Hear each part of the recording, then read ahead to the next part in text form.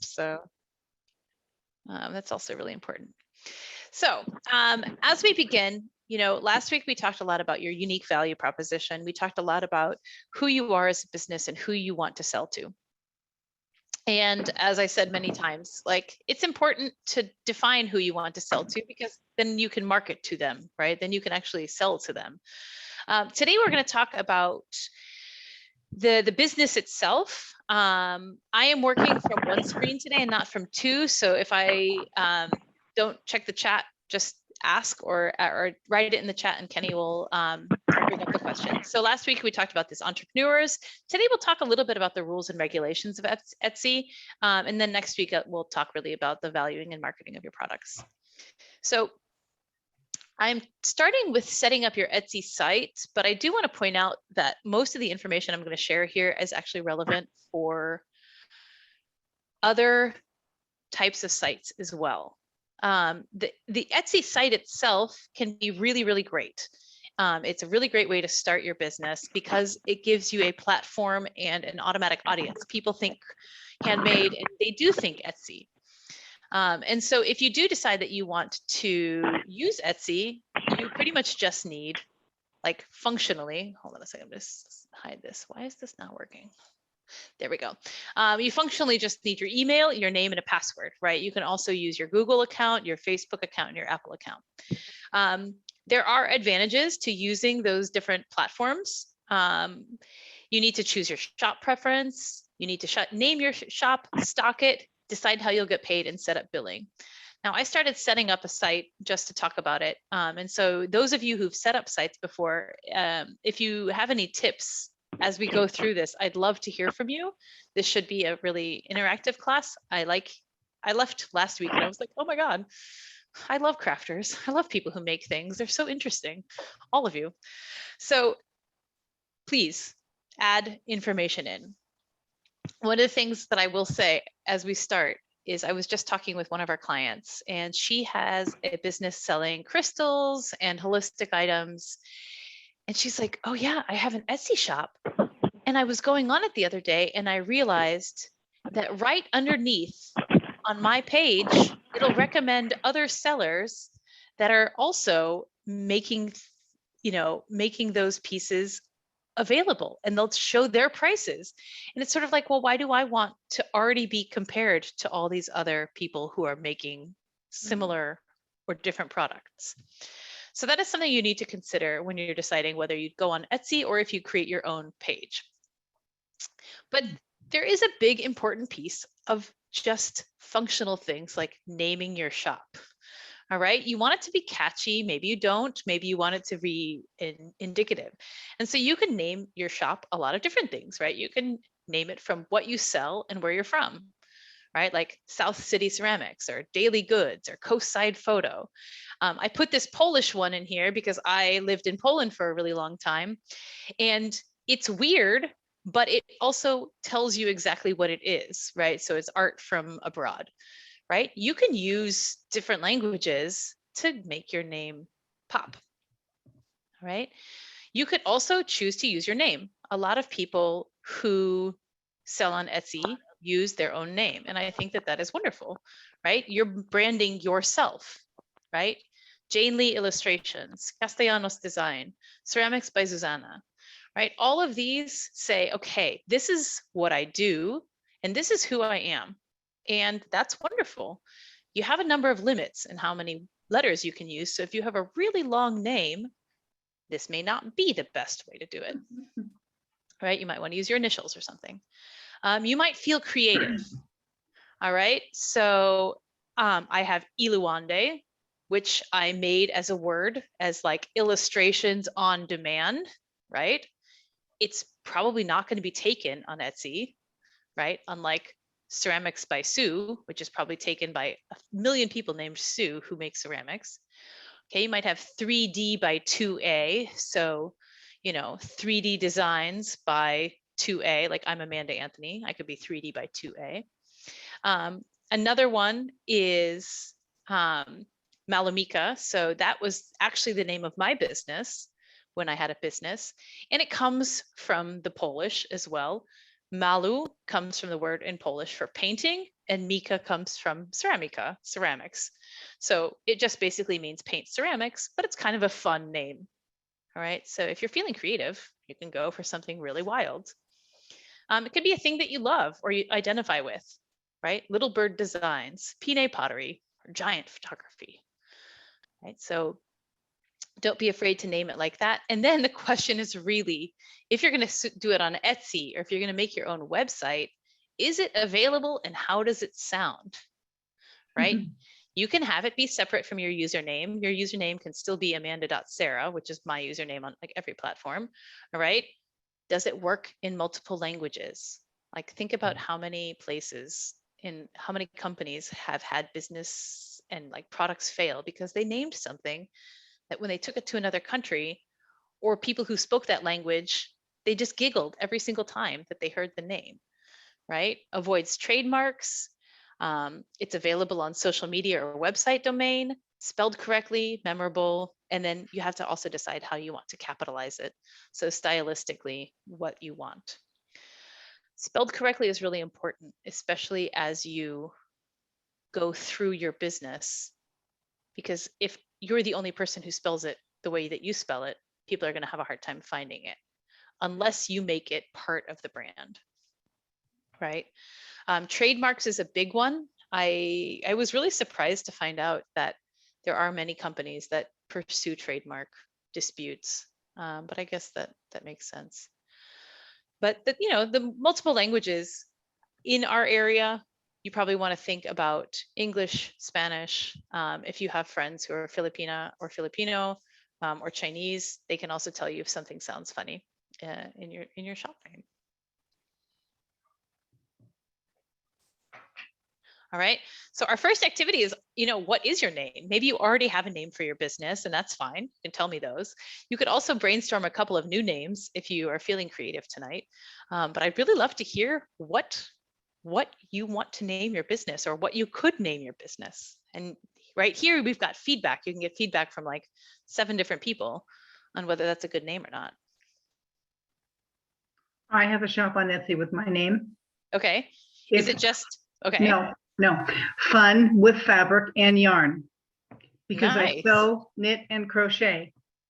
And my little image on there, I went to Canva to get it, and I love it. So Awesome. Okay. Fun with fabric and yarn. Okay. mhm, Descriptive. It tells you exactly what you do. mhm. And I'm surprised that you had enough characters to do that because that's a pretty long name. But Just it's made also, remember, it's also very memorable.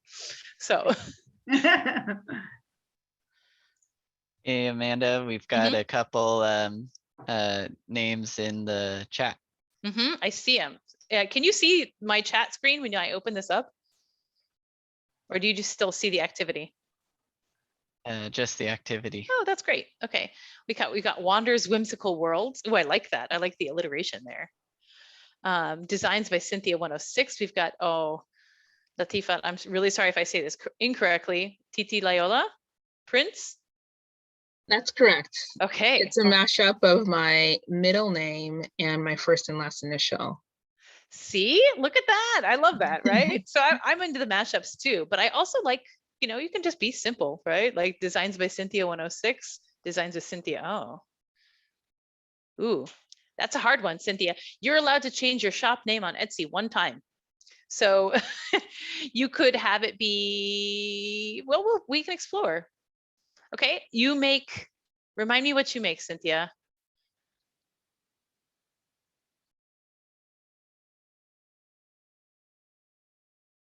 Maybe we can all like teamwork, clothing and knitted apparel. Okay.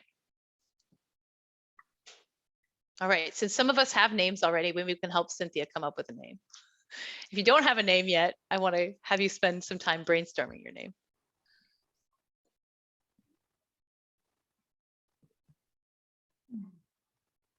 Oh gosh. Do they all say Cynthia 106 or just Designs by Cynthia?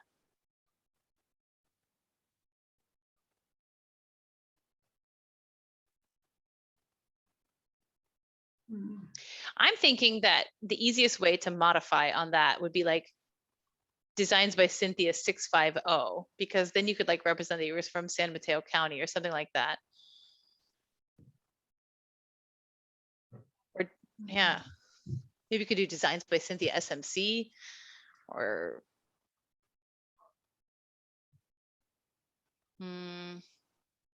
because it was crochet, clothing and knitted apparel. I don't know. That's a tough one. Like you guys can think about this. I'm gonna let you guys. Who else has an idea for Cynthia? She can't be on, she's only on chat. She can't, she doesn't have a speaker.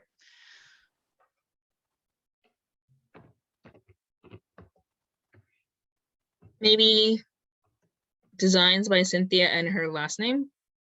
Yeah, I was thinking about that too. And her last name's really long, as we can see in the chat, right? But maybe because she be designs by Cynthia Marco, right? And then you would just have to add the Marco. Oh yeah, Marco. Yeah. Mhm. Synth clothing and knits also could be. How do you sound? I think that if you put Markopolis, it would be too many characters, but I think Cynthia Marco would be okay.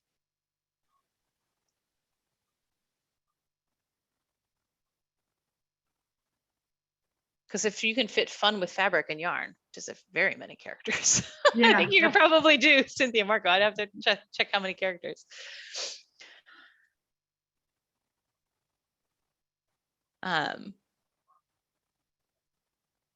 Yours is pretty long. Yeah, that's true. And yours is also already on Etsy, right? Wander. So there we go. So we have lots of options. Okay, so we'll continue to think about that for you, Cynthia. But if anybody else has any ideas, feel free to share them out. All right, the next thing to think about when you're thinking about your shop, besides naming your business is actually a piece of the more formal business piece, right? Which is if you are planning to make your Etsy shop a formal business, and I know that many people do not, but you should, and especially with this new regulation coming in about the $600. You should also decide how you want to name your business as a legal entity and your business entity. They don't have to be the same, believe it or not. As far as it goes, your legal entity options, and we have a whole class on this on Friday if you guys want to join us. Sole proprietorship, partnership, limited liability company, or corporation. They each have their options. They each have their advantages and disadvantages. All right. So your sole proprietorship, if you're not planning on doing this and trying to make, tens of thousands of dollars, or 20s of thousands of dollars or hundreds of thousands of dollars, then the sole proprietorship can really be a good option for you. Although you do get double taxed, because you not only pay tax on your business revenues, you then pay tax as the person who earned that money. It is also the easiest to set up. If you have somebody who you do business with, you can do a partnership. If you have a spouse, you actually can still be a sole proprietorship. You don't have to be a partnership. So a partnership is somebody who you're not related to. If you really want to go formal and you want to protect yourself against any sort of things, like let's say you did get into a trademark dispute, having a limited liability corporation would be the best option, because then they're suing the company and not you, and therefore your personal assets are not at stake. And then you could do a corporation like an S Corp or a C Corp. Those are probably not the best options for a business of this type, but just so you know that it is an option. There are a number of people who do corporations to run their business, but you do have to be smart about what you choose. And the reason that I bring these up is because your business name can be incorporated into that legal entity or not. All right. So if you have a sole proprietorship and your business name is Designs by Cynthia, you almost don't have to do a fictional business name like doing business as, right? Because you need to have your last name in the sole proprietorship business name, right? So you have to be something like this. If you are a general partnership, if you don't have your last name, as long as you can say that this is your business name, you don't have to do this. Otherwise, you have to do this thing called fictional business name. So I'll give you an example. My business, when I ran it, was called ASA Education because I had started as a teacher and I had to invoice schools. Then I started Malamika, and I didn't change my business name. I didn't need to get a new LLC in order to change what I was doing. I just had to change some extra things in my tax filing, right? I had to change my NAICS code, whatever that is. So I didn't have to change the whole business. I just had to change that one thing. And then I was ASA Education doing business as Malamika. So that is something you can consider. You do need to check if you do register your legal entity that it is not already registered in the state as a business. And then if you do decide to trademark something you have, then it has to be unique in the whole US. All right, so these are things just to consider if you go super formal in your business, that this can be something unforeseen that will make it harder for you to register your business if you want to register your business with the exact same name. If you do have an LLC, an LLP, or a limited partnership, you can have the entity name or your fictional business name. So again, you could be a corporation called Malamika doing business as Designs by Cynthia. The entity name also must be unique in the state. And again, the nation has to be unique in the US. So either way works. When you are getting legal and permitted, you also have to start thinking about getting a business license. Most businesses of this type are going to need a home occupancy permit, which is just a little fancy way of saying, I am applying to work from my house, and I promise that I will not have a whole bunch of people coming and shopping and standing and bothering my neighbors. So the businesses that they don't let do home occupancy permits are typically businesses that have a lot of clients coming to them, a lot of people parking there, or if you had people coming to work for you. For example, you started having a sewing business and you had 6 other sewists who came over to your house to do all the sewing, they wouldn't permit that because that's too much at the house. If you do need to get a fictitious business name statement, then you have to do that too, and then the city application. So these are annual. You do have to renew it annually, and it's just to let you know what's happening with the business. A lot of people ask, like, what's important about having a business license? Most cities do not check. Okay, and I don't mean that in like a hee, don't do it. I just mean that there's just not the capacity for like direct enforcement. But having a business license did stop some of our entrepreneurs in the last COVID relief package from getting any support. So if you weren't able to sell because mostly you sold at pop-up markets or farmers markets or things like that, and you didn't have a business license, you also couldn't receive any relief from the county because they're like, well, if you didn't have a business license, we don't consider you a real business. So that's one reason. The other reason that's really nice is that when you do have a business license, you get news from the city about what's going on. So you'll find out if they're going to try and change things that would make it really bad for your business. So I think that's really important. You also need a seller's permit. Every business who sells anything needs a seller's permit. This is free, so at least you don't have to pay for this one. But you do have to collect sales tax and submit the sales tax quarterly to the California state government. And so this is the Department of Tax and Fee Management or something like that.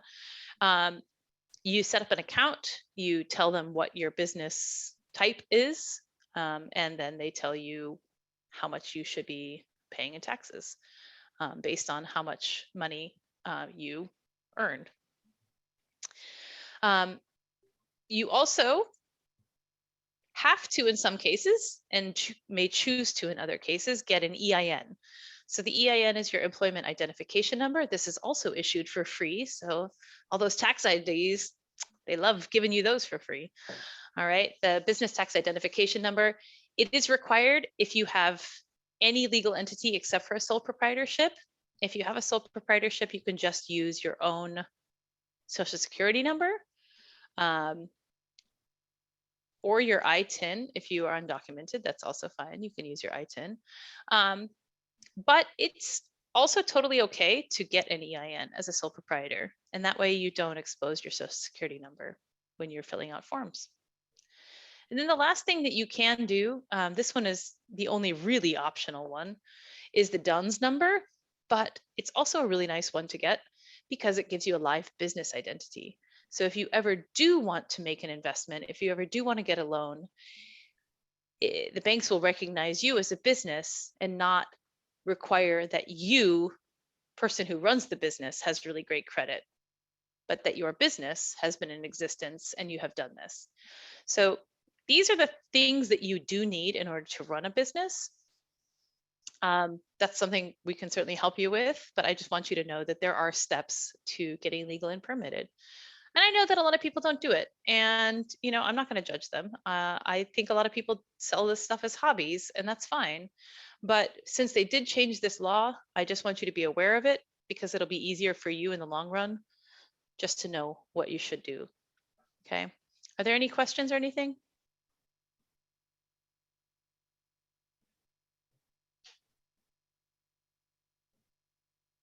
Okay. If not, I'll keep going. All right. So that's the naming of your shop, starting of the business. Now, the piece of stocking your shop is really important because you're competing with a lot of people out there, right? I know that we talked about how you're going to reach your buyer persona. Next week, we're going to talk a lot about reaching that person. But the look and feel of your business is incredibly important when people are making split decisions online, right? If you have a really cute hedgehog Christmas ornament and it's really dark and I can't see it and I can't figure out how big it is and I don't know enough about it, if it's heavy, if it's light, then I'm probably not going to buy it, right? So we need to do things that make it really possible for our buyers to evaluate in a split second and be like, that is cool, I want it. All right. The number one thing is taking good photos. All right. You really want to have good lighting. So don't be afraid to buy a sort of lamp. You want to have it focused on the product. It is always easier if you can use a white background, then you can manipulate a lot of things.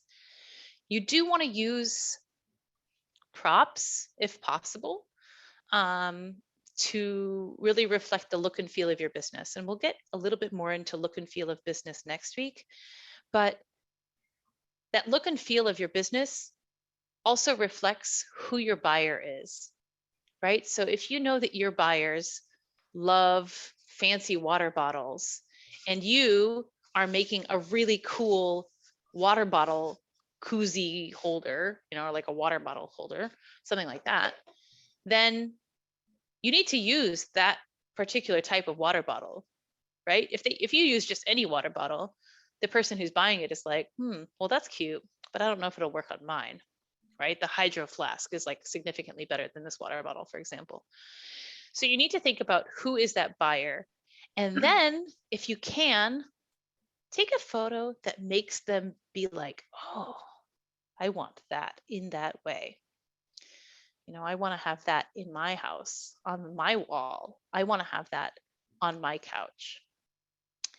I want to wear that, right? And so helping to style it, helping them to imagine themselves having that at their home is a really critical part.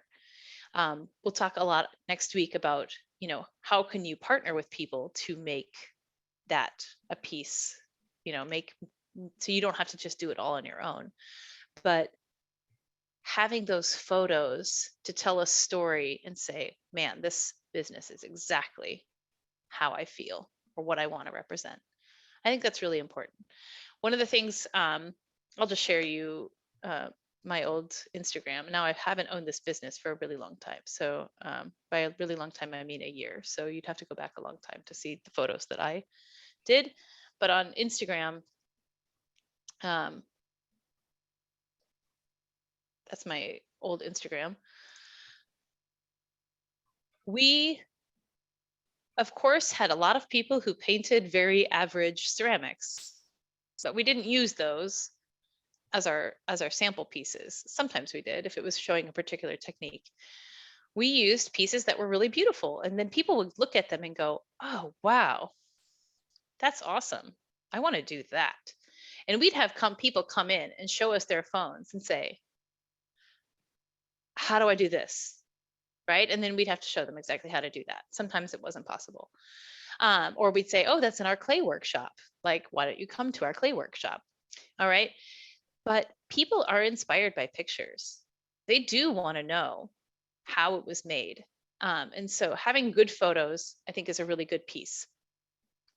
Providing product attributes, especially if this is part of your unique value proposition. All right. If you are using only organic fabrics, or last week we had Steph who makes these beautiful bags. She sent me some pictures. I don't know if she made it back this week. Beautiful bags from designer fabrics. You know, mention that in your product attribute. You need to specify the size, right? Does it fit a book? Does it fit a wallet? What does it do? You know, where can you wear it? You got to specify the materials. If you use only wool from, you know, alpacas in Peru, then write that. There are going to be people who are looking for things that are made from wool that come from Peruvian alpacas. All right. The style, right? You can talk about whether this is boho or mod or trendy or whatever, right? But like giving people an idea of like who should be wearing this. That style is a big piece. Ideal use, right? Especially if it's something that maybe people aren't too familiar with. How do I wear this so it looks good? Again, anything to be aware of, right? That this is one of a kind. Now, not everything on Etsy is one of a kind. There are plenty of people who buy things and use templates, right? Who they go on this and they're like, oh, I'm just going to like make some things. So if you're not, right, if you're making your own designs from scratch, if you're crafting it, if you're doing things on demand, then make sure you say that. All right. But this is a really important one, especially if people are going to have to carry something or hang something, to understand how much it weighs, how much space it takes up. Huge, huge part. All right. Keywords. You know, there are classes and classes on keywords, but the most important thing for you to do is think like a searcher. All right. If I were looking for this product, what would I think about? How would I Google this? You know, Google has its own issues, right? But it is still a huge search engine. So play around with it. Come up with some search terms and then Google those search terms. You can Google those search terms with Etsy at the end to see what products come up.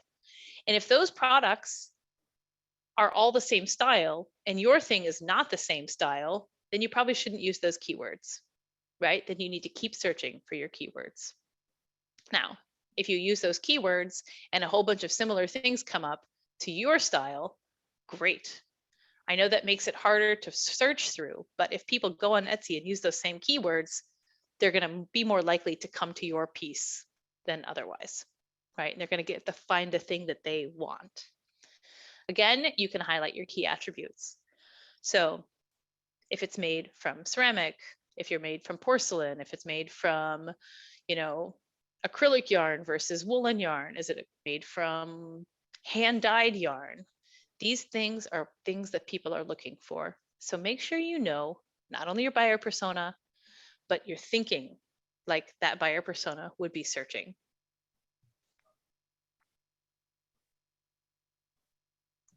Right?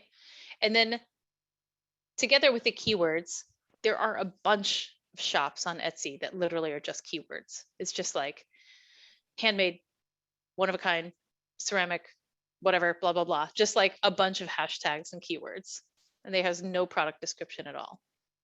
But your product description is a chance for you to really drive home that aspirational piece that I mentioned in the taking good photos, right? Right? You can use it to really paint a picture of like how this product is going to make your buyer feel. Like imagine sitting with a cup.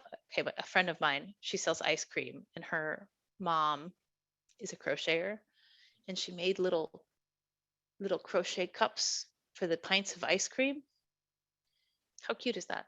Anyway, the point is that she could really craft a narrative around that, right? She could talk about how when you're eating this delicious ice cream, your hands get cold, which distracts from the taste of the ice cream because all you're thinking about is how cold your hands are instead of how good the ice cream is. And how if you use this cozy that she's knitted, that you will never have the problem of cold hands and you can just focus on the deliciousness of the ice cream. Like if I saw that description, I would be amazed and I'd be like, I would like to try that. I don't even eat pints of ice cream very often, but if I did, I would want to have that thing. All right. So again, imagine what your customer is and write for them. What would make them take action? What would make them go, ooh, that sounds great. Right. And then again, if you personalize, tell them exactly how. This one is a really tough one because these are the people who can give you the worst reviews. If they are buying something for a special person for a special occasion and they expect something in their mind and you give them something that is not in their mind, they're going to be really disappointed. And it could be that there was no possible way you could have done the thing that they had in mind, and that's fine, right? You can't please everybody, but you do need to communicate exactly what you're going to do and tell them exactly how and when, right? So if they need to provide this information by this date or they're not getting it at all, say that. I think it really helps to clarify exactly what you do, what you do not do. It's going to make the buyer experience a lot happier. It's going to make your experience a lot happier, and you're not going to get any bad reviews, right? Okay. So the stocking your shop is a big piece. The other beautiful thing about stocking your shop is it doesn't matter whether you have Etsy or not Etsy. You're going to be using these same tips, right? If you don't have Etsy, you don't have to worry quite so much about keywords, but you do need to make sure that they're in your product description. But once you've done all this work, you could use this on multiple platforms, right? You could do this on a Shopify, you could do this on a Wix. The concept is the same, regardless of which platform you're on. Etsy makes it a little bit easier because there's spaces for exactly what you need to include, but that isn't the only thing. I see we have a chat.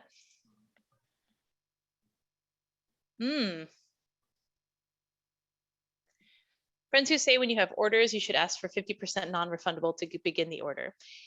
I think that is a good option if you are doing something that requires you to pre-invest, right? Like if you have to buy yarn and you have to buy a specialty type of yarn to make a thing, and then the person halfway through is like, actually, I don't want this. What if you can't sell that yarn and you've already spent all the money on it? So it may feel uncomfortable, but I also think that it's protecting you as much as it is that person, right? Once people have spent a little bit of money on a thing, they're more likely to carry it through, right? I think about it like ClassPass or like the fitness apps, right? You can sign up for a class, but if there's no punishment for you not going to the class, like you don't lose money, you don't lose one of your classes, you don't have to pay a late fee, you'd probably skip class a lot more often, right? And so you could have a thing, Cynthia, where instead of asking for 50% non-refundable, it's, up to this date, I'll give you a 25% refund. Up to after this date, it is not refundable at all. So you could give some sort of scale system so it doesn't feel like all or nothing. Because otherwise you get stuck with materials that you can't use or things that will go bad. Now, it's not so bad with fabric arts because you're probably going to use them for something else. But like food products, for example, if a person decides not to buy the wedding cake, what are you going to do? That's a lot of cheese for their cream cheese frosting. That's going to go to waste. But even still, if somebody wants something specialized, I think you have to get over that fear of asking for money upfront. Does anybody else have any experiences with that? Because I've been talking a lot and I'd love to hear some other thoughts. Yeah, oh, go ahead. No, go ahead, Latifa. Yes, thank you. So I had a commission piece completed and I asked for 50% to start the project, and then I got the remaining 50% after I completed it. And that worked out well. And the person was okay with it? They didn't feel Yeah. any weird? Okay. Yeah, we just kind of stated it, and that's the way it's gonna be, and they're like, okay.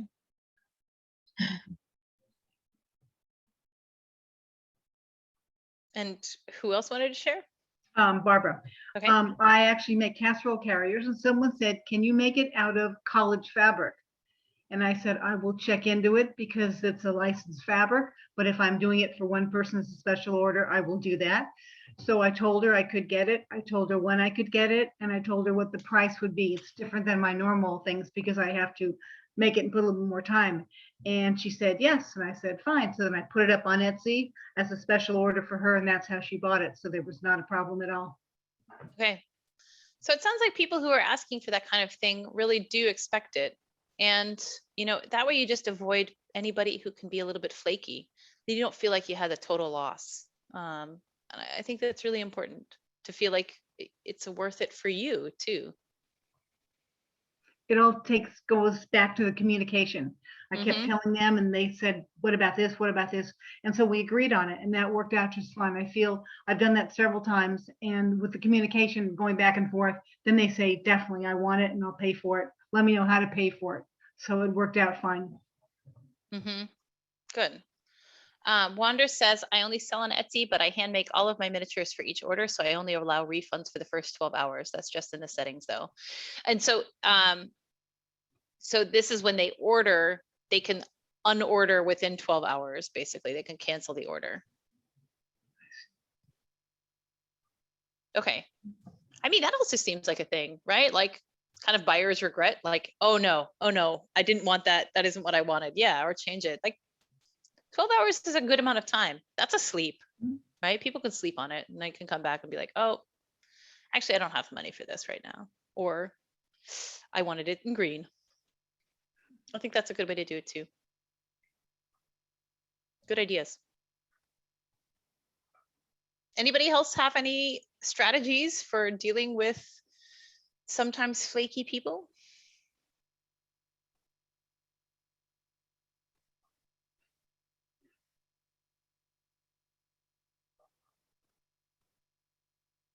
I always had a hard time at my studio because I was similar to Cynthia, which is we would have workshops, but it would be based on the same techniques that we had available in the studio the whole time. It's just that we would like prepare a little bit extra just for the group.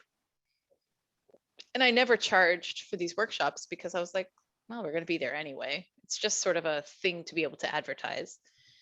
And now the guy who bought the studio from me charges for these workshops, and I think it does very well. I think it's probably a good way of getting people to really commit to the idea of coming, even though sometimes you just don't want to. Once you've paid for it, then you're like, nope, I bought this thing, and that makes you feel a little bit better.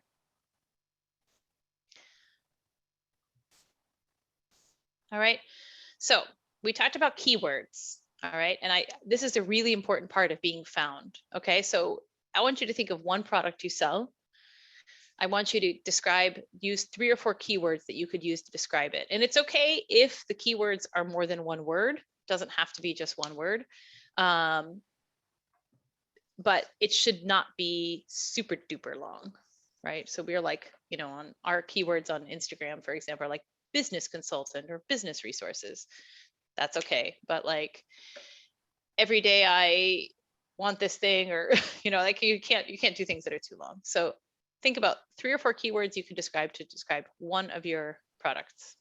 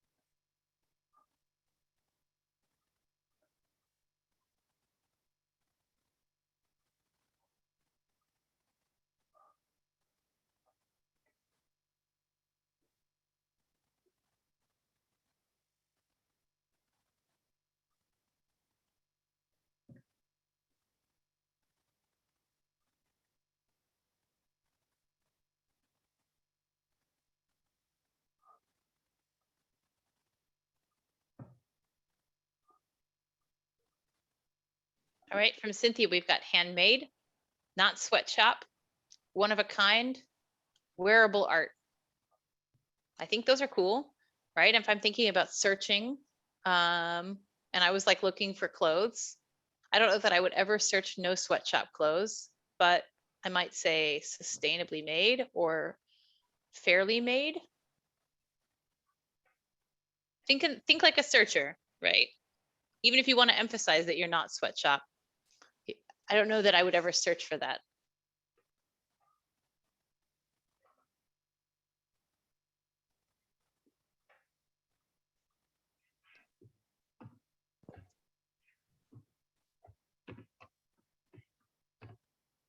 All right, Wander, Barbara, or Latifa. Yeah, I have quite a few. Okay. So botanical art, botanical print, nature prints, printmaking art, handmade, one of a kind, watercolor, ink print, wall art, visual art, flower art. There's Mm-hmm. a couple that I came up with. Yeah. Yeah. That's exactly what I'd be searching for, right? If I were searching for what you do, I think that is exactly what I'd be searching for. Wander, I see miniature, nerdy, hand painted, high quality.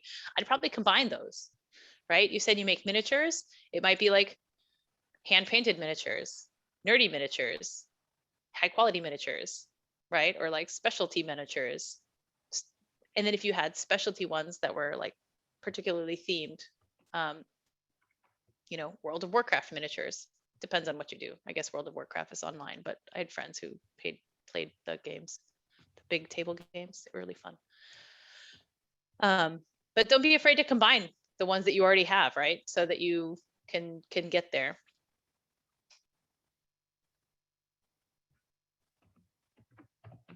Anybody else?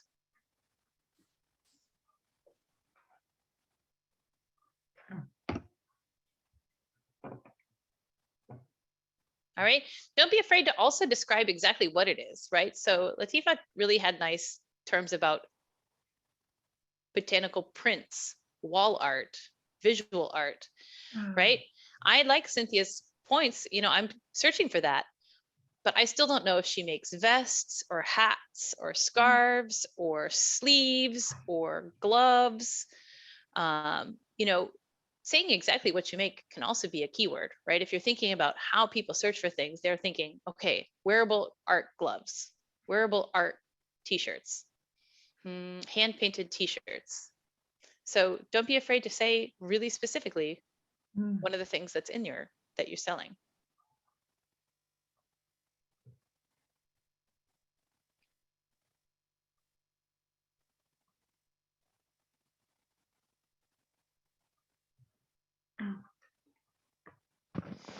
And I got a chance to ask a lot of people last week, and I forgot to ask everybody. It made me sad that I'd finished the class and I realized that I didn't know if everybody was from South City, Daly City, or where they were from. So Barbara, where are you from?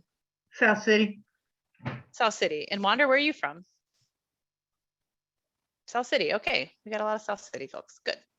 I have a thing to tell you guys about at the very end of today, but I'll share that at the end. And Liz, you're new. Where are you from?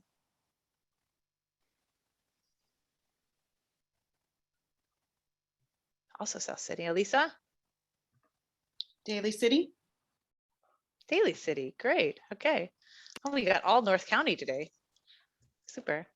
Last week we did have Elisa, who is from East Bay. I don't know if she'll be back, but it's good to hear everybody's from South City. Okay, so continuing on.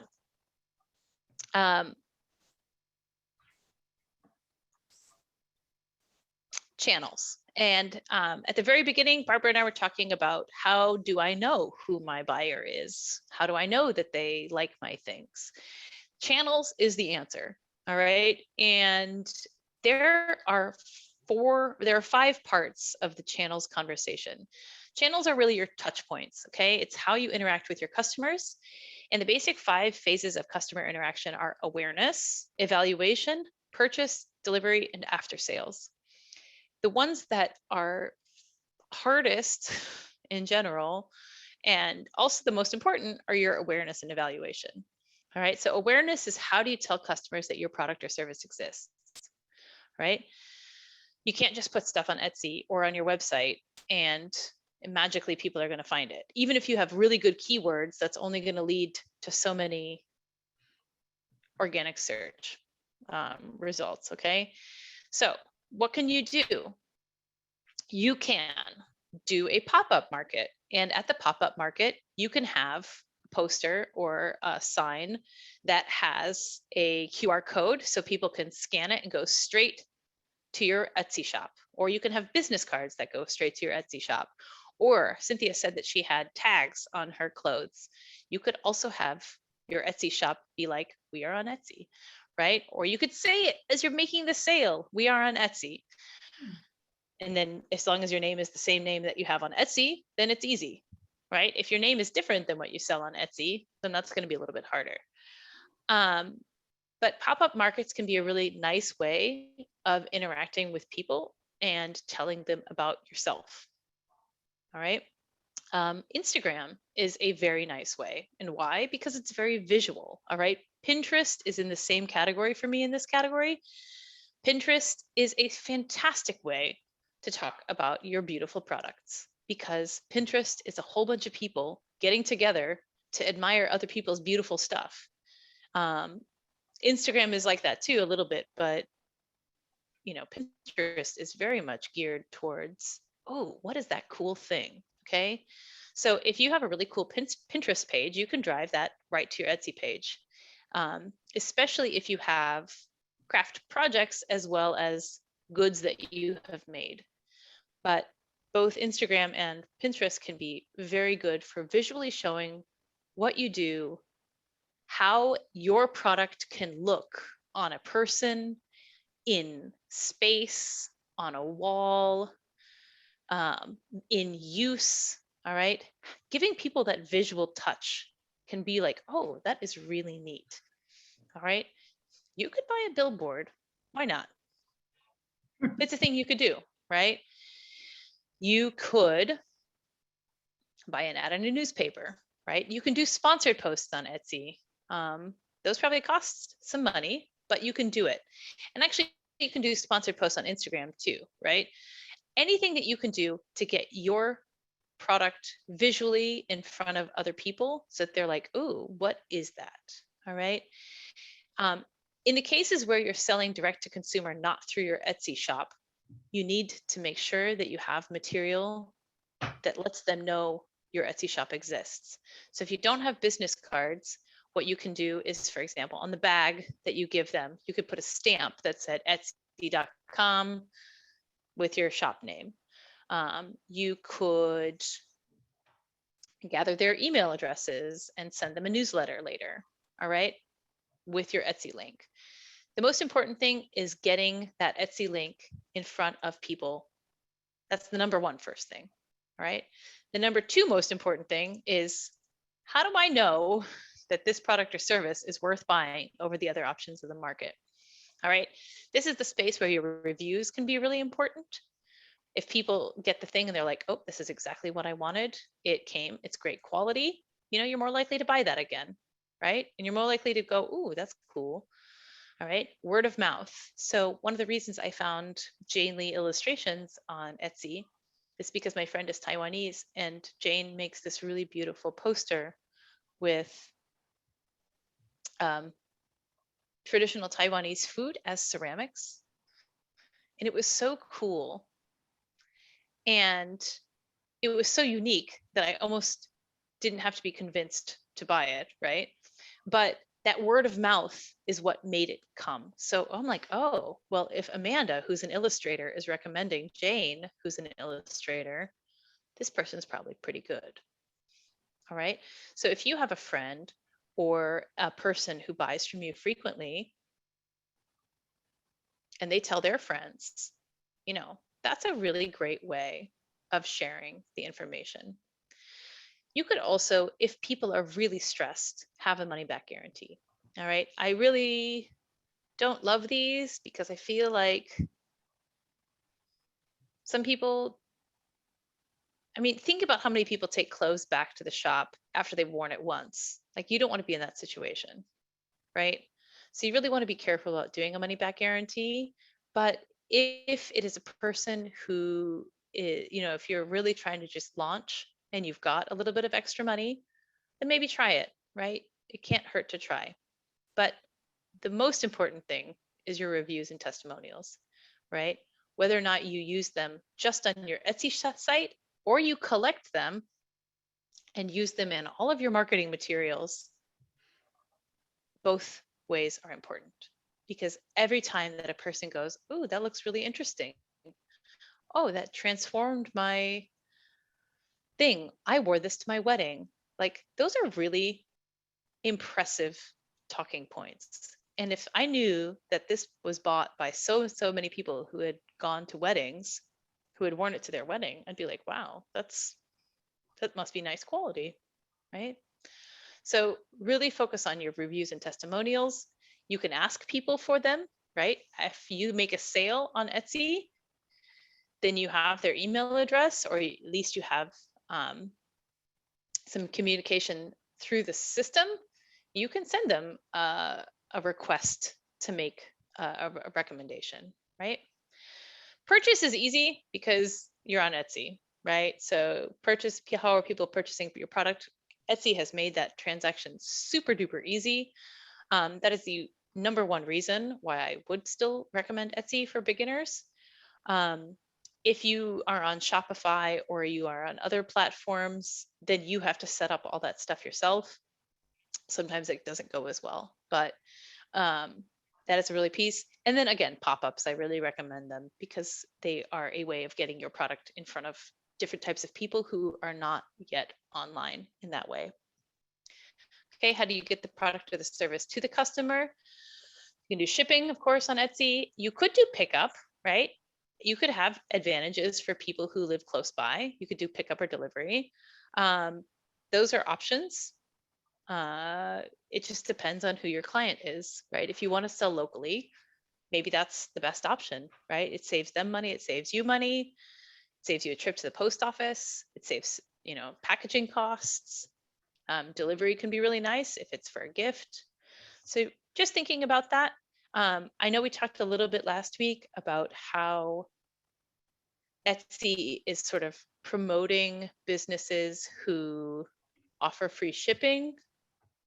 I mean, if they're going to do that, then you should probably figure out a way to offer free shipping that doesn't affect your bottom line, right? That just means you need to add those costs into your shipping, or you need to do a way that it's free shipping over $50 or over however many dollars makes sense for you. So you need to think about what works for you.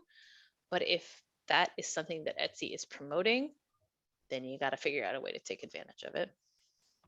All right. And then the last one is after sales. So how do you provide post-purchase customer service? So a couple of days after they buy the product, you might message them within the system and say, hey, how are you liking it? If you do have their email address or their address, you could send them an email and say, thank you for buying my product. I would be really grateful for any sort of feedback. If you're looking for feedback, that feedback can be positive. Of course, they can leave you a review. If you have their address because you mailed them something, you could send them like a thank you card. I mean, some people do that. Sometimes you do that in the package itself, but it makes people feel really good, right? Again, it shows that you are a person and that you are buying from a person. And that's a pretty exciting thing, right? That I'm not just buying from some person, some faceless person that made this clothing for Target in Bangladesh, who I feel sad for because I don't know how much they're living on this, right? I know it's you. This person wrote me a handwritten note. That's amazing. If somebody posts a review on your shop, do you need to ask permission to repost? I would say no, but I probably wouldn't use their full name. If you were using it somewhere else, I would say, Anne on Etsy loves the way our blah, blah, blah, blah, blah, blah, blah. And that way, if they do go onto Etsy and they do have an Etsy account, they can see that that person has already made their stuff public. So I think it's okay to use it in other platforms. If they made it anonymous, then you can't change, you can't put their name publicly, but I think that you can. Anybody else have any thoughts on that?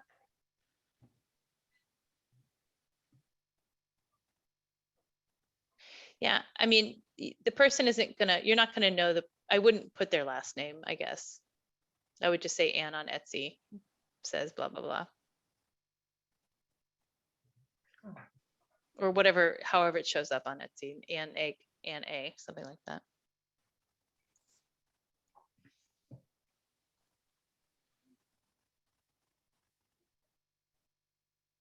Yeah, as I say, exactly, the information is already public. If they are using their real names on there, it's already public, because if I'm on Etsy, I can see that review. If they don't put their real name and they just put their username, then I think you could just quote their username.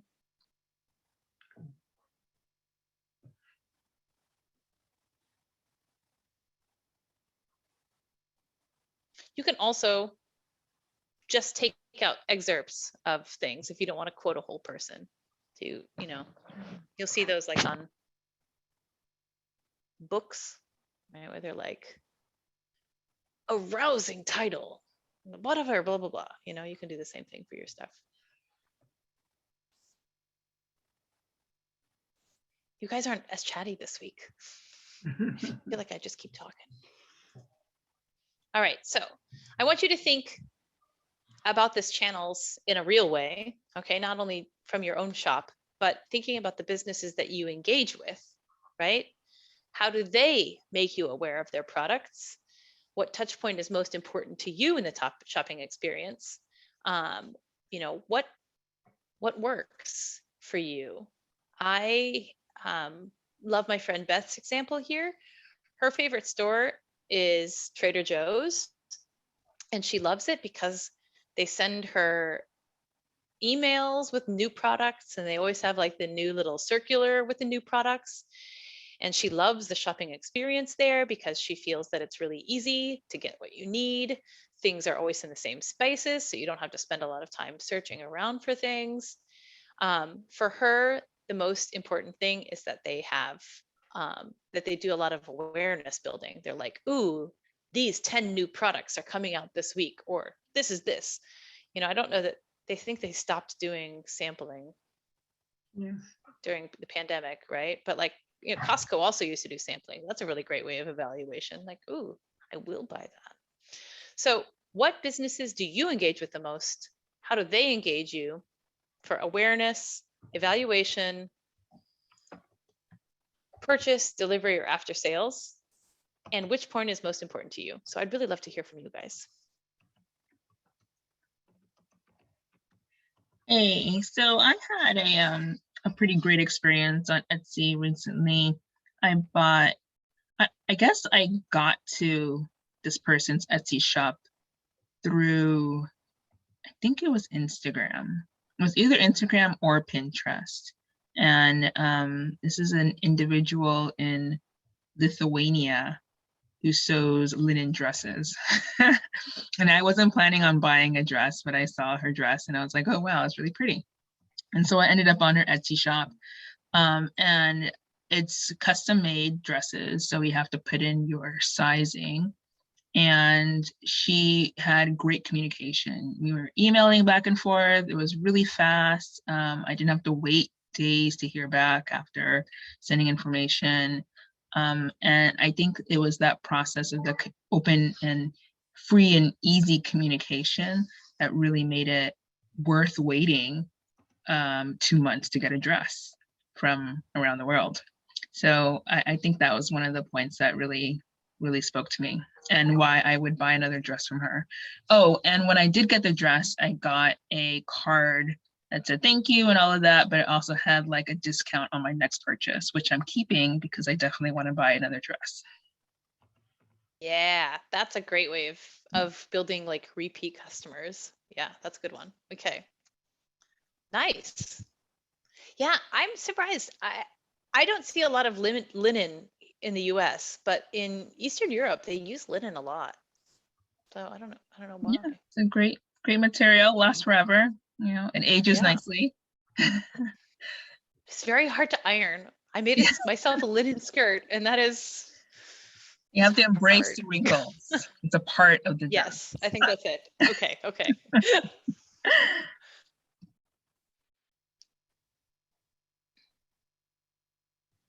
All right, we've got a comment for groceries, Trader Joe's, because of the reasonable prices, quality, and return policy. I don't need any advertising for them. For clothes, I like Land's End or Ella Bean. I like not going into stores. So Liz, you can write this as a follow-up, but how do you evaluate the clothes if you don't go into the stores, right? Like you're shopping online. So how do you know that this is the thing that you want versus another thing?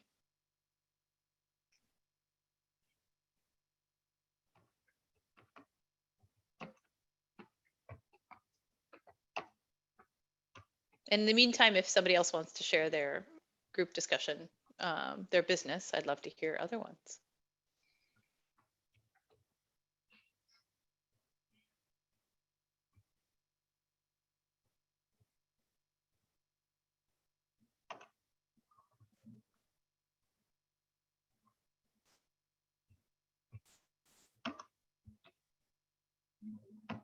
All right, Wander says, I tend to prefer communication that isn't personalized, i.e. dependent on me responding back directly or right away. So I have really enjoyed notes and thank yous for orders that are included in the package or sent to my email in a very open, thanks for your order, here's a coupon, or sometimes a bonus sticker or something like that. Yeah.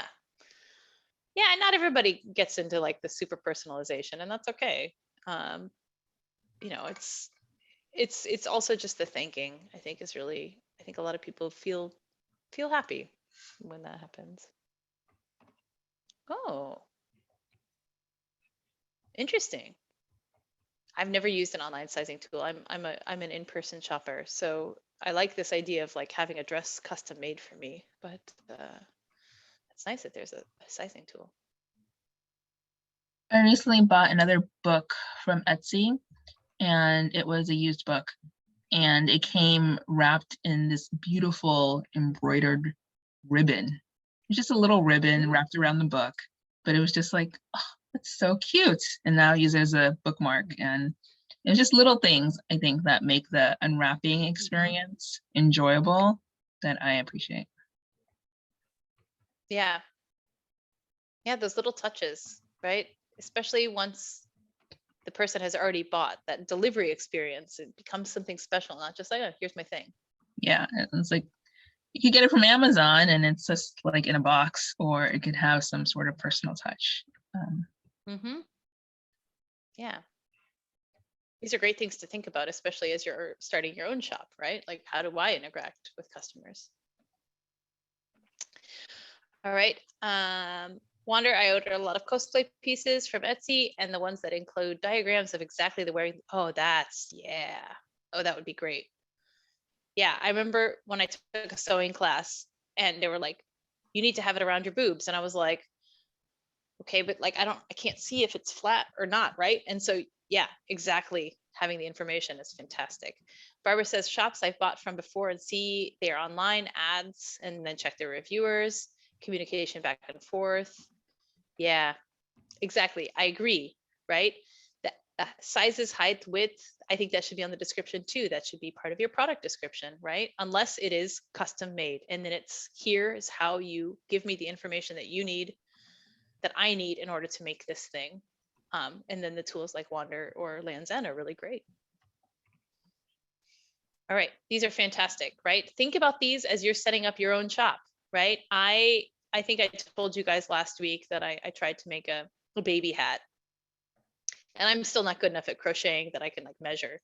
But saying exactly how big the head circumference is really good. Then you can measure your own head circumference and be like, oh, wow, yeah, now I understand how small that is or how big that is.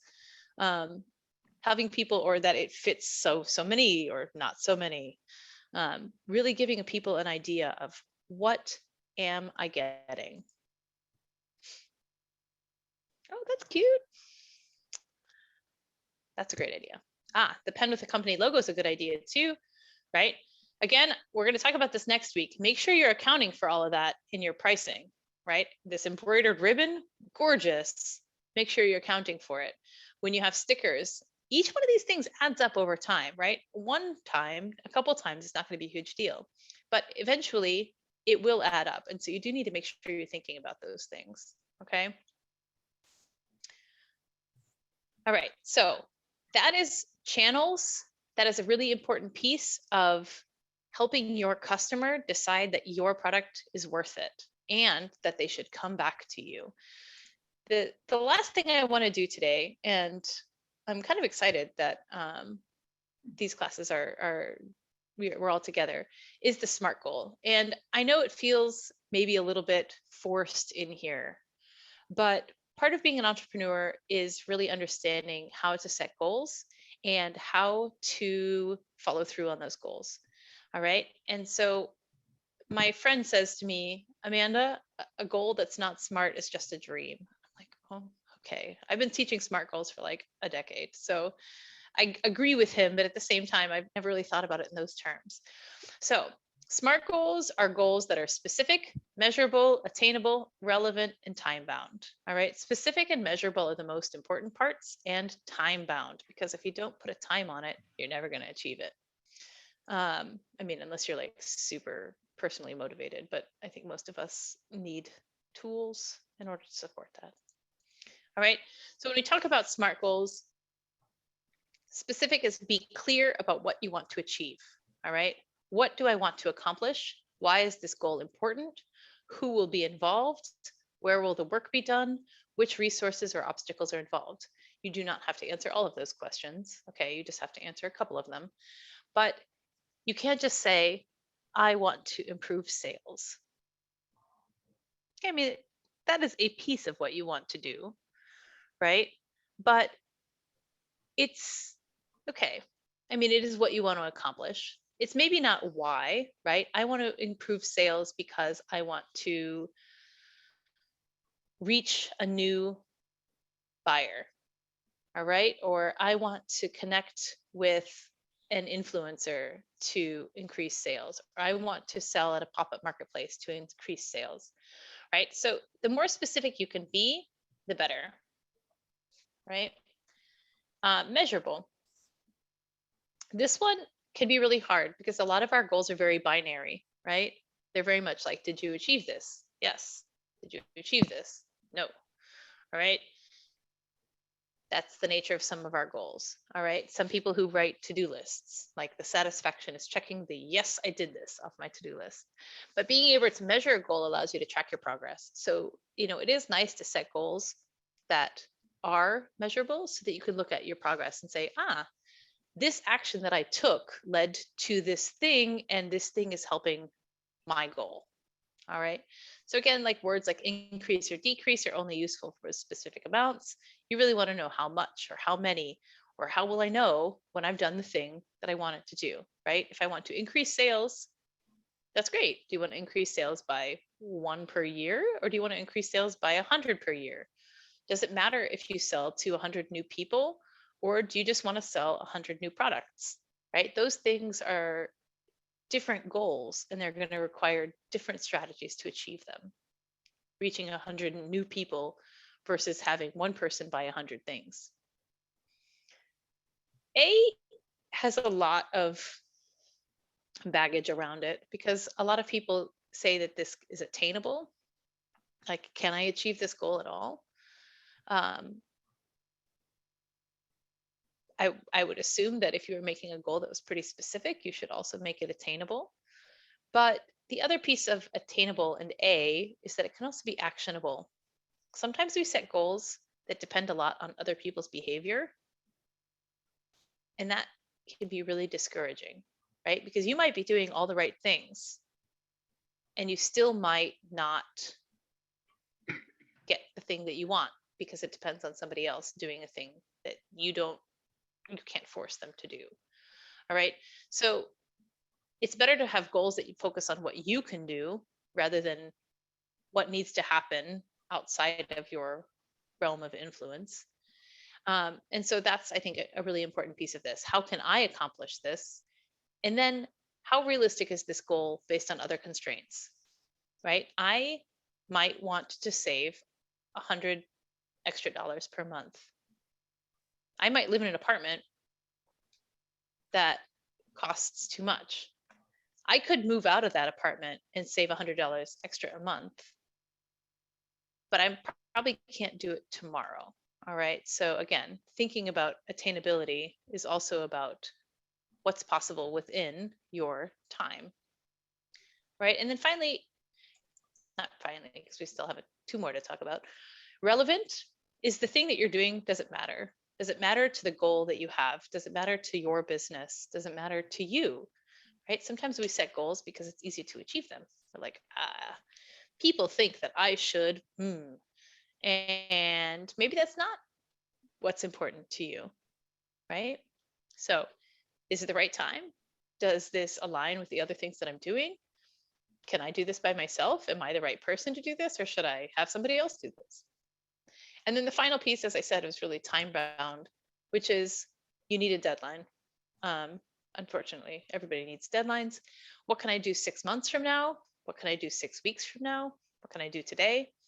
Most of our SMART goals, to be honest, end up being broken down into sub goals because it's too hard to think about the big thing without some sub goals. But all of those should be time bound because they really help us think through what is our deadline for achieving that thing. When do I want to have done this by, right? It's okay to give yourself a time that's not tomorrow. I'm talking with a woman who's setting up a family child care association in San Mateo County, and we're talking about her setting up a nonprofit. She's like, my goal is to have all the paperwork by June. And I'm like, all right. Like June is a perfectly reasonable goal. You're not going to achieve the world tomorrow. So what can you do? And what steps can you take to get there? Right? So a friend of mine has written this goal. I really like this goal, right? Attend at least 2 local business events in my area each month for 6 months and collect contact information from at least 3 individuals I meet to build out a stronger professional network. All right. It is answering multiple W questions, right? What am I doing? Attending at least 2 local business events. Why? To build out a stronger professional network, right? Measurable, 2 events, 3 individuals, 6 months. That means I want to meet 36 people. Is it doable? Yes. You know, maybe those events are going to have to be online, but it's still doable. Why is it important? Is it relevant? Yes, because a strong network will provide people to learn from as you grow as an entrepreneur, and then tie bound each month for 6 months. So these pieces are really important pieces for setting goals, thinking about it. So what I want you to do is I want you to just start with a goal that you have. All right. We don't have to start and just start from scratch being smart. I want you to have one goal that you have in mind. And then I want you to look at it again and add those 5 elements of a SMART goal. Okay. Specific, measurable, attainable, relevant, and time bound. All right. So I want you to take about 5 to 7 minutes to do that. Then we'll talk about that together and see if we can improve your goals at all. And I'm going to take a quick break. Actually, if you guys need a break, please feel free to take one. I need to use the bathroom, so I will be right back.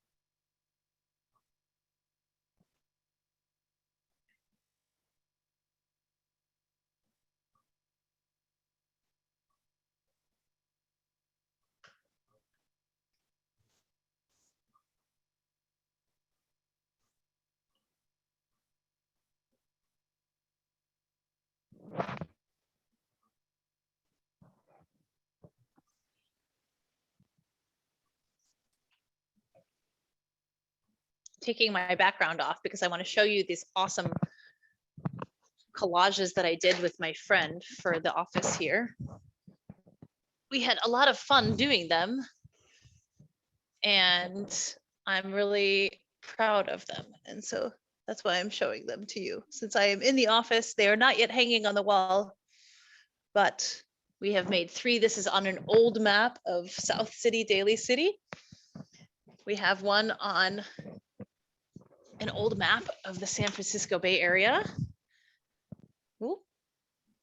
And one on a map of San Jose and Milpitas. So I got these maps on a Buy Nothing group here in South City. And my friend and I had a crafternoon and made these beautiful posters, which are now going to decorate my office.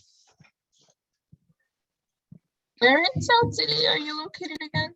We're going to be at 366 Grand, which is funny because the address is not anywhere on the building. The address on the building is 370, but the door, which is the actual official door, is 366.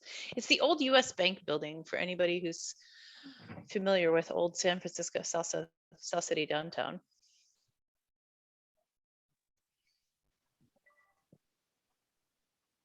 Okay. I'm trying to think what was there before. I think It's it was been another vacant for a long nonprofit. time.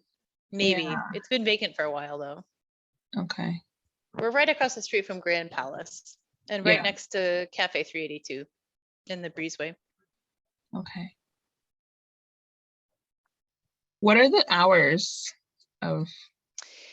When we officially open, it will be basically 9 to 5, 9 to 6. So I'm in the process of hiring a program assistant, and I'm hoping that their hours will be 10 to 6, and then I'll be like 8 to 4, so that we'll be here a lot. But we're always available on appointment. So if you need to meet after 6, that's totally fine. We're going to have people available. Okay.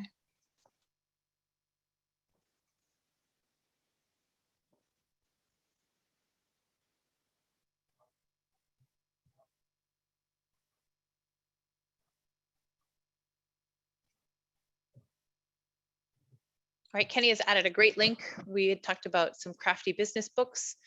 The South San Francisco Public Library has an amazing collection of craft books. So if you are looking for craft inspiration or craft business inspiration, I think both of these are really excellent.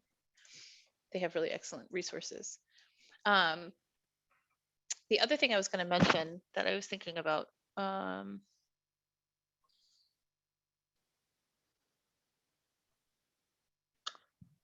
we were talking about,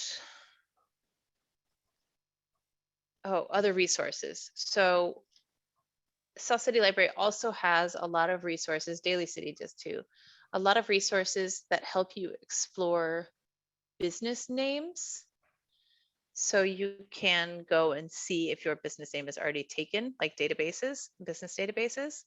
They also have market research databases. So with like addresses and, like you can like do mailings. There's a lot. And in fact, we're going to have an event together on March 9th. Ooh, I can't unshare my screen. Let me see if I can find the date. With the Economic Advancement Center, which is where I am, and the library. March 7th, it's going to be March 7th. And you'll get to learn about all of the business resources that the library has, as well as all of the things that we're offering. So we really invite you to be part of that if you can't make the grand opening.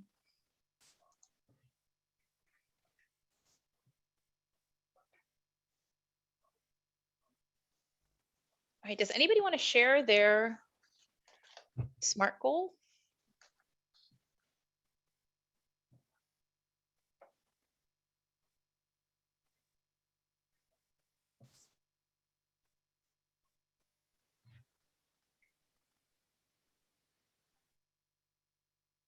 All right, so the general goal was to make more generic pre-made miniatures already for the Christmas rush this year. Oh, you're getting started ahead of time. That's great. I need to make 3 of each miniature item or pre-made piece per month and store them in an easy to find way. Measurable, because whether I have 3 of each item in my shop. Attainable, is it? Yes. I have all the resources necessary to start this process, since nearly all of my materials are things that can be found around my house. The goal is relevant, and it would allow me to do more social network advertisement. That's true, because you'd already have the pieces already made. And then the end of each month, but ultimately by the end of October, I'd like to have 25 of each piece ready to sell. Okay, so the goal is to make 25 plus of each pre-made miniature item by October 22. Yes, you do have that right. That was perfect. All right. It is specific, it is measurable, it is attainable, it is relevant to your business, and it's time bound. So you've said why.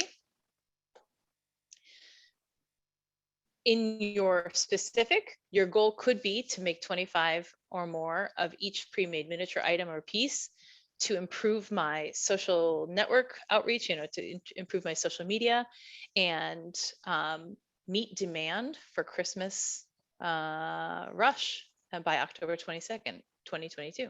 So I think that that's fantastic. I would keep it as it is, but you can also add the why in there if you want to.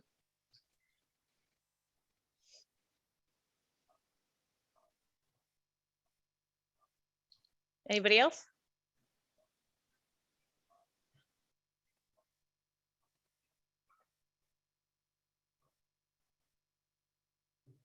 I have a question about the information you put up. Can we see this chat? I mean, can we copy it? It's got the Bibliocommons or something or other, or the information you gave a little after that. Is there someplace we can get to Yes. that? Okay. In the recording, it will be in the recording. Okay. But Kenny, when you send out the recording, do you want to also put those links? That'd be great. Thanks. Sure. Yeah, I can do that. Thank you. No problem.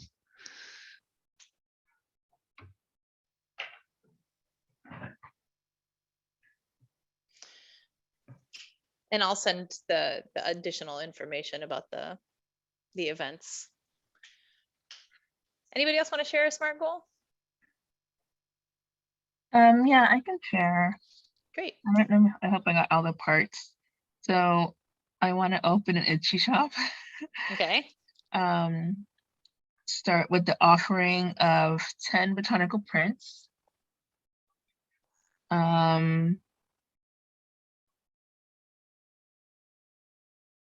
Is it attainable? I hope so. And Only you know that. How long does it take you to make the prints, right? yeah, so these are actually going to be reproductions. Okay. So once I have the original, I can just fire off copies. Okay. And so I guess I have to figure out what my mission is or my vision is. I think this aligns with it, but I don't think I have a great mission yet to know. And I would like to do all of this by April of this year. All right. The mission you can develop as you develop it, right? That's something that you can develop simultaneously with developing the products for your shop and getting your shop launched, right? I think the important piece is that you have, the really important pieces are time bound, specific, and measurable. So your goal is probably more like produce 10 pieces in order to start an Etsy shop by April 2022. Yeah, okay. Because starting an Etsy shop is binary. It's yes or no. Did I do Yeah. it? Sure. But to have the pieces already made, to have products already available on it, I think that's the thing to focus on. Okay.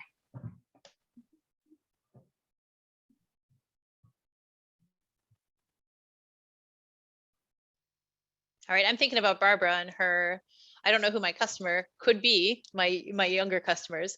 So I would say your goal could be something around like attending one pop-up event a weekend or one pop-up event a month, or, scrolling Instagram and searching hashtags like whatever you sell, like fabric arts, or, cool fabric, or finding young contemporary people who are doing this and seeing what's there. I mean, I find it fascinating because I love that granny squares are coming back, like into the clothing style. It's very popular in Poland. People wear granny square short like vests with their clothes all the time, and I'm like, awesome. So that could be a goal for you. She's here. She here? Me, yeah, I actually have a better goal than that. Okay, I'm ready to hear it. My sister and I were in business together. She retired. We made beach bags.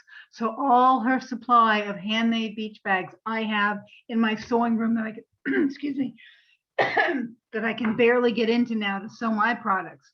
So I am, over the last 3 days, I've been going to the library and I got my Facebook, Instagram, and all these books and Etsy on how to get on, do social media, because I really don't do that. So I've got that going and I'm going to finish those in a couple days, and I'm going to branch out because I used to sell where I used to work. So this way it should be really easy with the Facebook and Instagram to let them know I'm still doing this and to start promoting it there. So that's my goal for like the next 2 months, is to actually get it done and do it before we leave for vacation. So That's a great idea. So it's, yeah, those are still like very binary goals, because like, do I launch this or do I not? But you could say, reach out to, 30 of my former coworkers to share my social media, so that you know how many you're trying to reach. And so you can contact and think about it like that. Yeah. Okay. All right. Put it more into numbers then. It just because it makes it a little bit more, am I making progress toward this goal? Right? Because Okay. if I'm setting up my Facebook, great, you did it. Right. But if it's, sharing, you can also add products to a Facebook or Instagram shop if you wanted to, but like, sharing so many,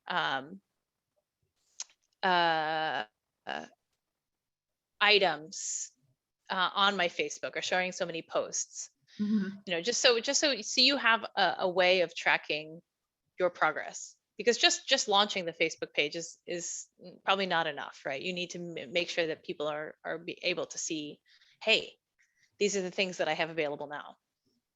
Right. I've got the page set up, but I have nothing on them. I actually wanted to link it back to my Etsy site, put up a couple of my products and say, go to my Etsy site to buy them. I thought that's the easiest way, not getting involved Absolutely. with payment on Instagram or Facebook or anything Totally. like that, and just do it that way, because I've already got the pictures there. So Perfect. on my Oh Etsy, yeah. it's just linking it in. I was afraid of getting overwhelmed, because I have a lot of good friends, and getting overwhelmed and understaffed, and I don't have any more time to make any more. That's kind of why I Okay. never really branched out that way. It's just me. So Yeah. I sew everything by hand, so it takes a while. Well, it's good that you already have like a customer base, though. I mean, that makes it a lot easier. Yeah, it's just that I leery think step it's of smart. too many customers and not enough product to get out there. So, and not enough life for me then. Barbara, you know what the solution is? Charge more. Oh, That'll filter out the people who don't want to wait. I like that. I like that very much. All right. When I was an English teacher, we had private lessons, right? And when you found out that you were like really busy all the time, all you had to do was just raise prices by about $10 per hour, and people filtered away, and you're like, now I have exactly the amount of work I want to have. Oh, love that idea. Okay, got it. All right. Cynthia, Wonder says you can list them as made to order too, and make your lead time whatever is normal for you. So you can also have your life. That's also very important. Oh, excellent. All right. Anybody else want to share their SMART goal? All right. So I'll just share mine, because I want to tell you guys about this as an opportunity. My goal is to have one pop-up event per quarter in North San Mateo County through 2022. So 4 events this year. And we have our first one officially scheduled.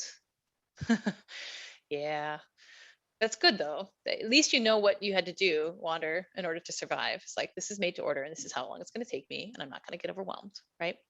So on April 16th, Daly City is having its Spring Fun Day. And there will be an event. It's from 10 a.m. to 1 p.m. at Westlake Park. And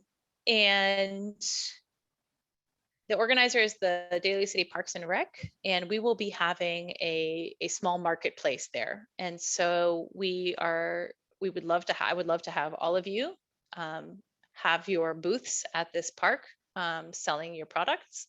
It's going to be children and families. The children's event is a egg hunt. But of course, they're going to be there with a person who can drive there. So there will be adults there as well.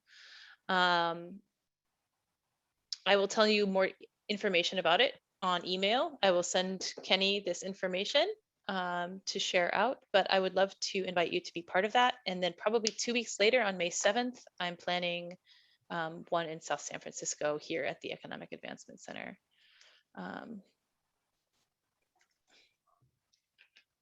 Can you explain this So- pop-up event a little bit more? I'm not quite, Yeah, I'm thinking like a farmer's market, but I'm not sure if that's. kind of looks like a farmer's market, but without food. Okay, so but with food that's packaged. So you can imagine it just like that. I'll share some pictures from the last pop-up. I'm still sharing my screen. Uh-oh, did not mean to do that. I will share it again. Oh no.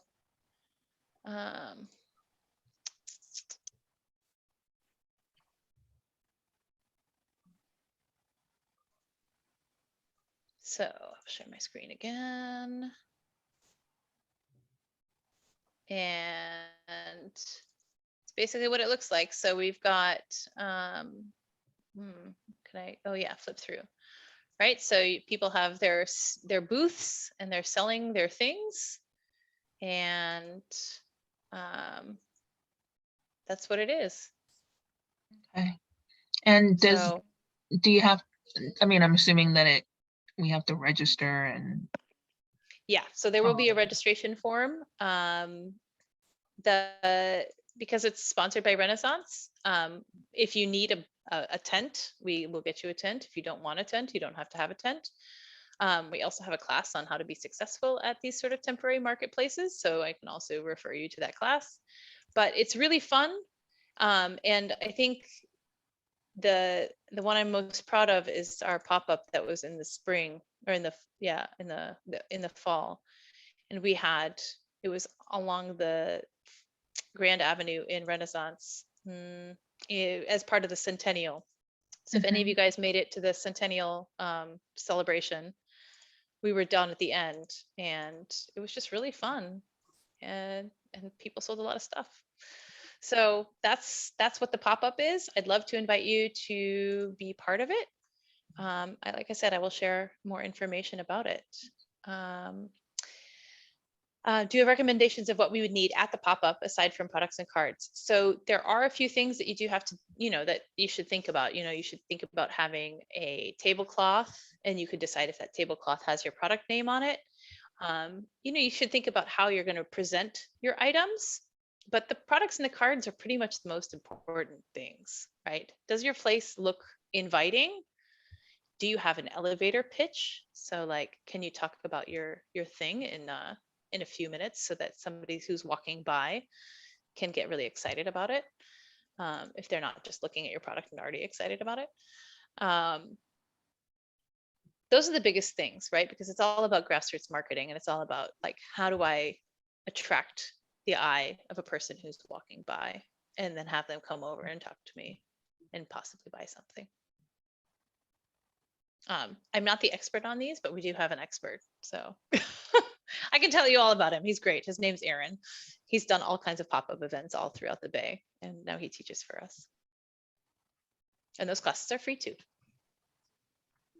Do you think there'll be a cost for the event, the pop-up?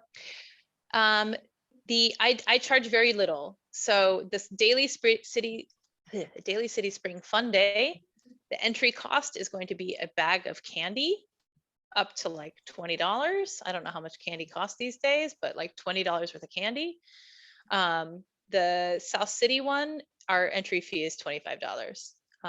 And it's mostly about having a skin in the game. So you remember that you should come, and not just that you don't come because you didn't feel like it that morning.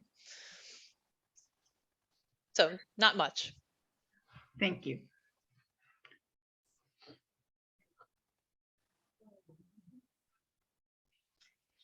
Okay, does anybody have any other questions? If not, that is it for today. And I welcome any questions. I also, last week, I sent out a thing. If you are interested in a consultation, Latifa, I got your email. I will respond to it. Thank you. And if anybody else is interested, I'll send that link back out to have Kenny send it out.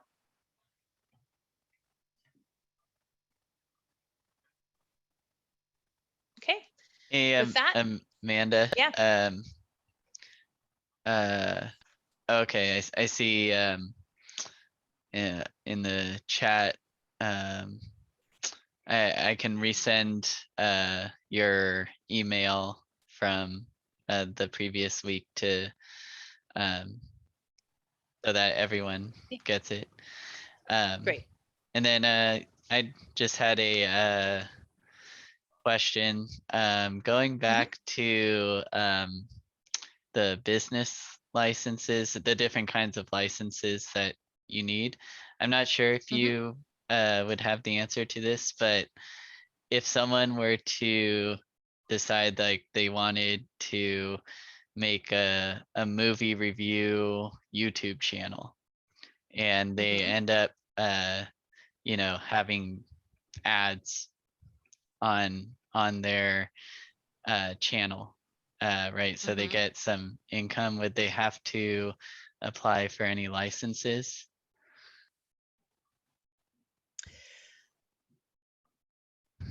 I think technically, yes. You would be doing video production as your business. But that's an excellent question. I can ask Ernesto and see what he thinks. He's our economic development specialist here in the city. I'll ask. That's an excellent question. Okay. And this is from like movie reviews. So it's like you sitting in your house, you've watched a movie and you're doing movie reviews. Yeah. Yeah. I mean, if you get more than $600 in a year, then the answer is yes, right? Because then it's like you're gonna have to declare it for your taxes anyway. If you're making less than that, then I probably wouldn't do it. Okay. I try to be realistic about these things. I know Ernesto would say like probably yes, but we'll see. I'll ask him. I'm curious. I'll ask him. All right. Okay. Well, So thank you so much. Wander, you'll get the link in the email. So don't worry about that. Yep. Thank All you. right. Yeah. Thank you so much. Thank you everyone Have a great for one. joining, and Talk to you later. next week will be the conclusion to the series. Same time. Yes, and we'll talk all about money. Talk to you later. Bye. Hey.